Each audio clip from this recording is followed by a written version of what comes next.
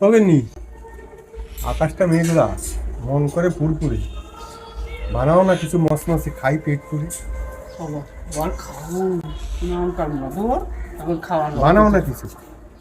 আচ্ছা ঠিক আছে চলো মুরগির লে ঠ্যাং আসি করি চারটা মুরগির ঠ্যাং ধুইয়া নুন আর গোলমরিচের গুঁড়া দিয়া মাখামু ভালো করে মাখুম একটু চিড়ে নিছি যাতে নুন ঢোকে মাইখা আমি 10 হইতে 15 মিনিট রাখুন। তারপরে দই নিছি একটা বাটিতে দই নিয়া জল দিয়া ঘোল করছি, ঘোল করিয়া ঠ্যাংগুলো চুবাই দিছি।